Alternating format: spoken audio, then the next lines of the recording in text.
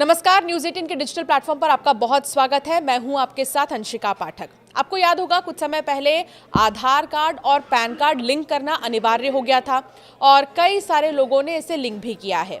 लेकिन एक खबर उन लोगों के लिए जिनके पास वोटर आईडी कार्ड और आधार कार्ड है। जी हां, वोटर आईडी को आधार से जोड़ने के लिए दिल्ली में केंद्रीय गृह मंत्रालय, कानून मंत्रालय और भारतीय विशिष्ट पहचान प्राधिकरण और चुनाव आयोग के अधिकारियों के साथ एक अहम बैठक हुई। इस बैठक में वोटर आईडी को आधार से जोड़ने का फैसला किया गया। तो अब आधार और वोटर आईडी को जोड़ने का रास्ता साफ हो गया है। हाल ही में एक बैठक हुई, अहम बैठक हुई। देश के निर्वाचन आयोग ने इन दोनों को आपस में जोड़ने की अनुमति दे दी है। इस संबंध में चुनाव आयोग की ओर से बयान जारी कर कहा गया है कि संविधान के अनुच्छेद 326 और जन प्रतिनिधित्व अधिनियम की धारा 23(4), 23(5) और 23(6) के अनुसार ईपीआईसी को आधार से जोड़ा जाएगा।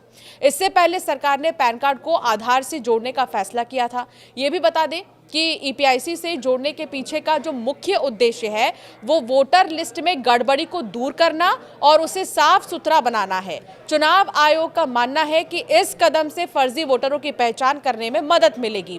आधार को वोटर आईडी से जोड़ने के पीछे दूसरी वजह यह भी है कि इससे फर्जी वोटिंग पर लगाम लगाई जा सकती है। इस व्यवस्था के अमल में आ जाने के बाद एक व्यक्ति के कई जगह वोट डालने की जो संभावना है वो खत्म हो जाएगी और चुनावी प्रक्रिया और भी ज्यादा पारदर्शी हो सकेगी। बयान में कहा गया है कि निर्वाचन आयोग 1950 के जन प्रतिनिधित्व अधिनियम की धारा 326 और सर्वोच्च न्यायालय के संबंधित निर्णयों के अनुसार ईपीआईसी को आधार से जोड़ने के लिए कदम उठाएगा।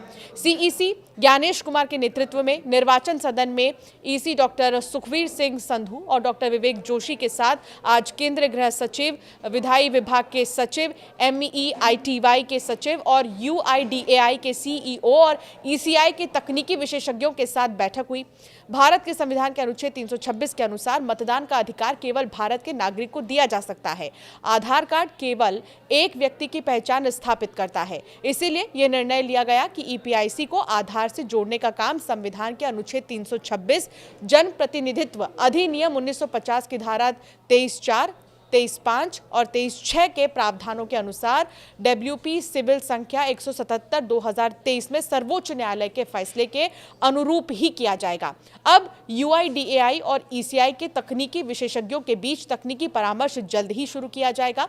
दरअसल चुनाव आयोग ने हाल ही में फैसला लिया था कि वो अगले 3 महीने के भीतर डुप्लीकेट नंबर वाले वोटर आईडी कार्ड को नए ईपीआईसी नंबर जारी करेगा। चुनाव आयोग ने कहा कि डुप्लीकेट नंबर होने का मतलब फर्जी वोटर नहीं है। आधार को ईपीआईसी से जोड़ने के पीछे का जो मुख्य उद्देश्य है वो वोटर लिस्ट में गड़बड़ी को दूर करना और साफ सुथरा बनाना है उसे।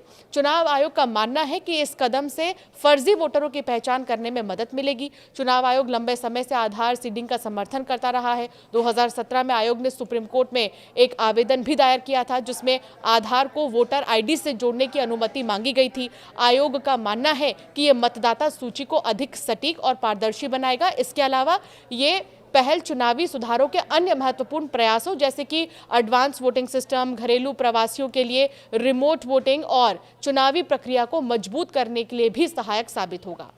तो अगर आपके पास आधार कार्ड है, अगर आप वोटर आईडी कार्ड होल्डर हैं, तो ये खबर आपके लिए बहुत ज़्यादा ज़रूरी है।